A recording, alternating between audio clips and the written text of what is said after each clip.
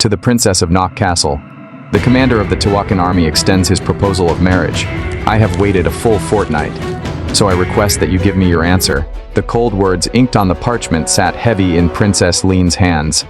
Her eyes narrowed slightly as she scanned the letter by the flickering firelight in the dim hall of the keep.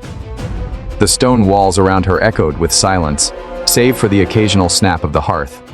Princess, surely you don't intend to accept his proposal. They are savages who know nothing of human decency, said one of the two armored men standing behind her. Both had stern faces and sharp gazes, shadows from the fire cutting across their armor as they stepped closer. The audacity to propose, the second man said bitterly, especially when they know you already have a worthy suitor. Liene slowly lowered the letter into her lap, her fingers trembling slightly before she stilled them. Her voice came quiet but clear. What other choice do I have if I were to refuse? You all know we don't have the strength to drive them back. Liene Arsac, Princess of Nauk Castle. No, we can still fight, Warose said with sudden intensity. He stepped forward with purpose, his hand brushing the hilt of his sword. For you, Princess, I am ready to lay down my life. Liene's gaze shifted from the hearth to Warose. Her eyes carried the weight of wariness. Sir Warose, the Tiwakan army has surrounded the castle for half a month now under the guise of a proposal. A full fortnight. A mere fortnight. Yet our supply routes were cut long ago. Our food and water long depleted. My people grow wary and the guards have lost their spirit. She stood slowly, her voice rising slightly, echoing through the chamber. Our enemy is the most savage, ruthless band of mercenaries in recorded history. Two nations dared to stand against Tiwakan. Even Lycius, the largest kingdom on the continent, was forced to its knees, signing a humiliating peace treaty with them. She moved to the window, gazing down at the fire, lit camps that dotted the hills beyond the castle wall. To them, a crumbling little kingdom like ours is nothing more than a sport, a rabbit hunt for their amusement. To fight back would be hopeless. It won't be long until everyone inside these walls starves to death. A silence settled before she said quietly, I must answer his proposal. No, Princess, Warose stepped forward again. You say that because you do not realize how monstrous the Tiwakan can be. I do know.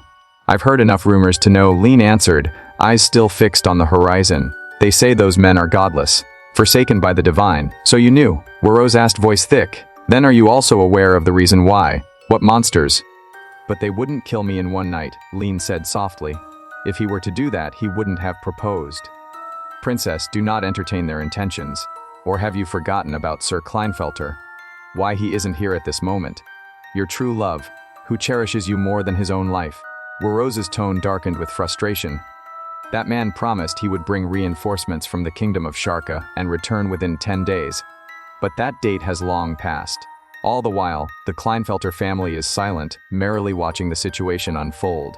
But House Kleinfelter is still the most powerful family in Nauk. He cannot sever ties with them without a proper discussion.